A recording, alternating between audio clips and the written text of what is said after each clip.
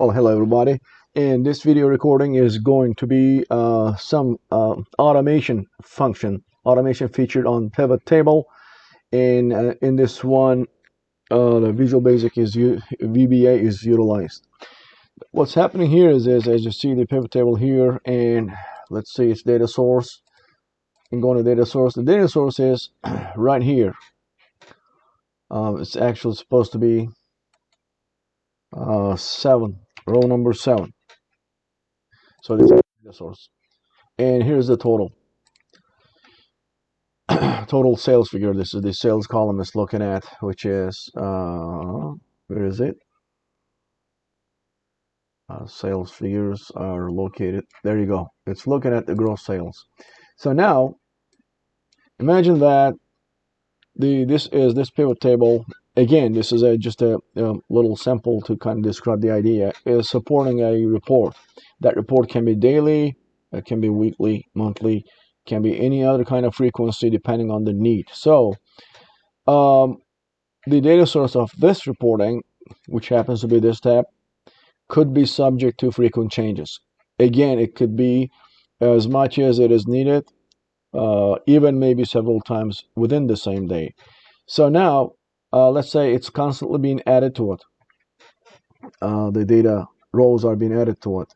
So basically, it is not remaining static. So right now, the data source of this table is being pivot table data source is being like this. For each change, for each addition of the data set, the rows, you have to come down here manually and manually change this. If it is, let's say, 10 more rows, you got to reflect that change in this box I just highlighted. And imagine that you have so many of these pivot tables that are supporting parts of the report or reports. And imagine that you're doing this for each change manually. Well, you might go insane with that, depending on the frequency and volume and also variation. So in this kind of example, I utilize VBA to achieve automation, meaning without necessarily going into the data source and then changing the source data range for the pivot table. I don't want to do this manually.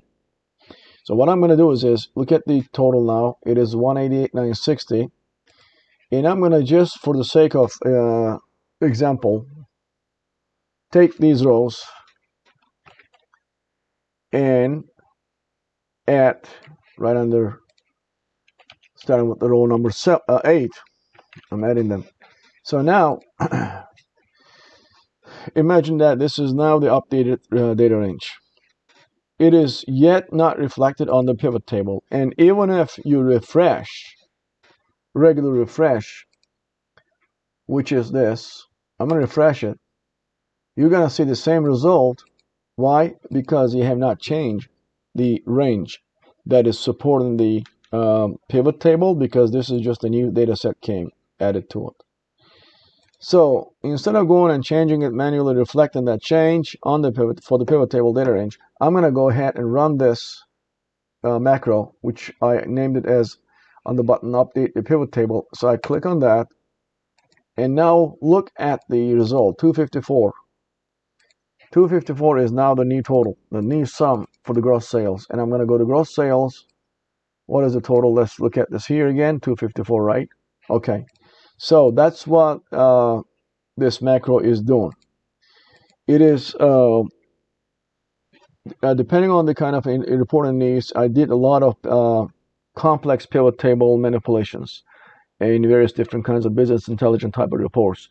And I remember managing lots of pivot tables that are subject to change. The data ranges were coming from large backend databases, and it was basically, it would have been hell. It would have been big mess to run them, to manage them and maintain their functionality and accuracy doing these things manually.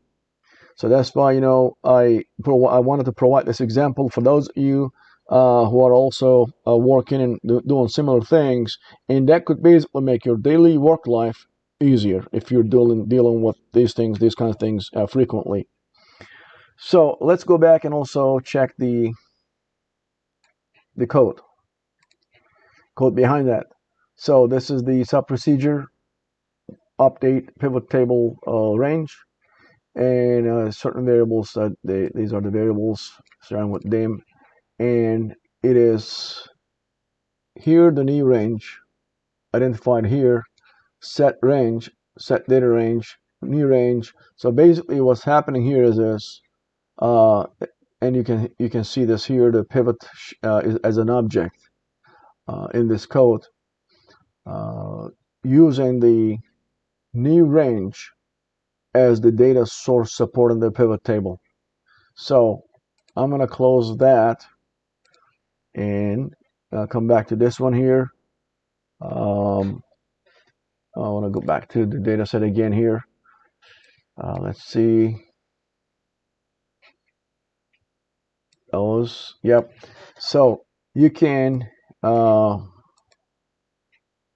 this will be, the demo, this Excel sheet is going to be on my rayerden.com website under the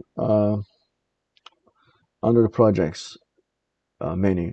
So you can, if you want to see the code itself, you can download it from there and use it, but also on the video you can see that functionality. It actually helps this kind of processes. All right, yeah, that's what I just want to share with y'all, and thank you very much for watching my video. Have a good day.